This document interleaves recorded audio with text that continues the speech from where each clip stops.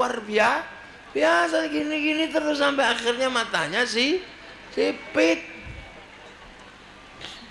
Orang Arab kenapa cantik ganteng?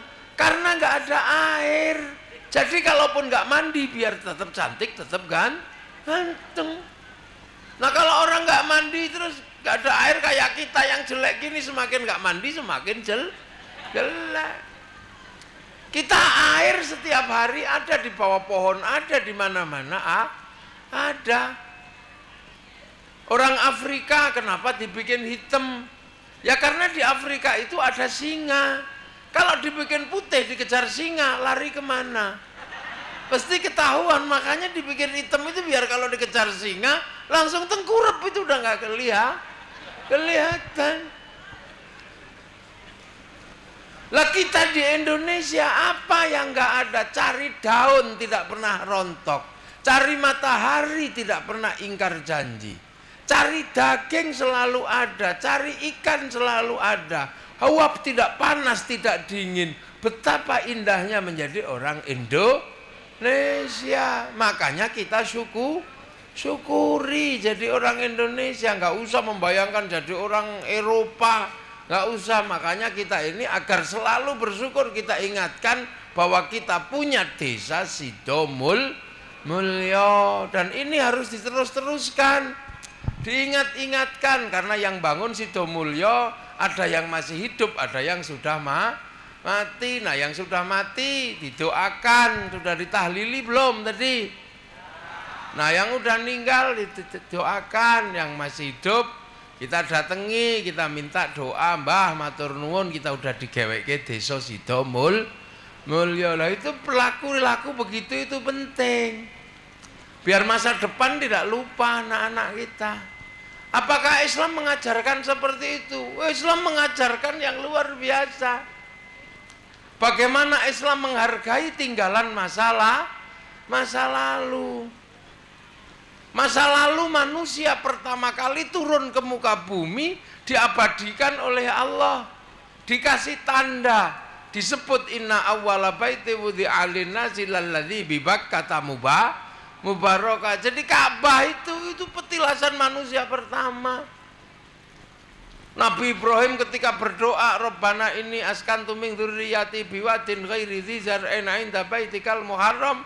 Doa itu diabadikan dengan tempat berdoa namanya Maqam Ibrahim. Nabi Ismail ketika membantu orang tuanya membangun Ka'bah, tempatnya diabadikan namanya Hijr Ismail.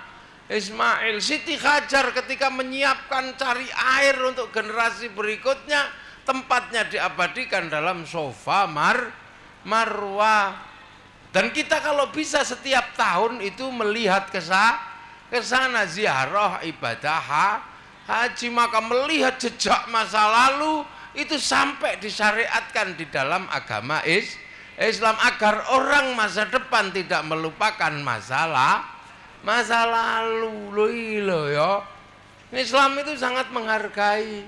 Manusia pertama kali ketemu Nabi Adam dan Siti Hawa dipertemukan oleh Allah. Tempat itu dikasih tanda namanya Jabal Rahmah, dan semua anak manusia disuruh wukuf di situ di Arafah tanggal 9 Dzulhijjah. Loh, tilas-tilas masalah, cuman itu kelas internasional. Nah, yang kelas lokal ya kelas Sidomulyo. Maka sampean tandai dulu di mana rapatnya para pendiri Sidomulyo. Oh, di sini tandai, tanami pohon. Namanya pohon Persatuan Sidomulyo. Loh gitu. Jadi biar orang tidak lupa. Biar sampai kapanpun anak cucu kita tahu bahwa menjadi Sidomulyo bukan hadir dengan tiba-tiba, tapi menjadi Sidomulyo adalah karena kebijaksanaan para tetua, kebijaksanaan para sesepuh untuk bersatu membangun desa Sidomulyo. Lho ki penting. Wih, tadi sesuk cek jelas sapa danyange Sidomulyo. Iku danyange kuwi. Yang sekarang orang selalu bilang danyang apa? Ya danyang itu ya para sesepuh yang telah buba alas itu namanya danyang. Makanya orang sepuh namanya eyang. Kalau kebleset tadi danyang. Asli nih dangyang. Itu bahasa lokal. Itu. Nah kita punya akhirnya kampung.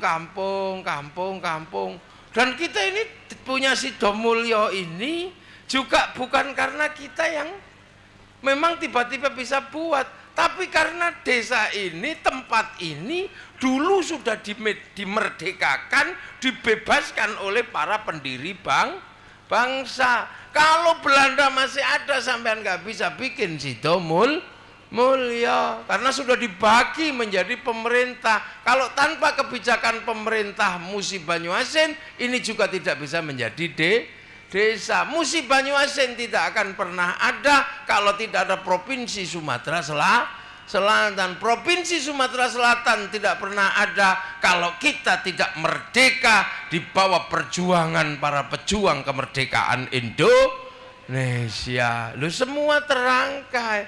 Makanya setelah ziarah ke makam sesepuh Sidomulyo, ziarah ke makam sesepuh Musi Banyuasin, sesepuh Musi Banyuasin kita ziarahi para pendiri Sumatera Selatan. Habis itu kita ziarahi pendiri bangsa Indonesia, ziarah ke Blitar, ke makam Bung Karno, ke makam Bung Hatta. Untuk apa? Mewujudkan rasa terima kasih para pendahulu, sebab kita diajarkan walladzina ja'u min ba'dihim yaquluna rabbana ighfir lana wa li ikhwanina alladzina sabaquna bil iman. Orang yang datang belakangan ini harus mendoakan yang lebih dulu yang pergi membawa iman.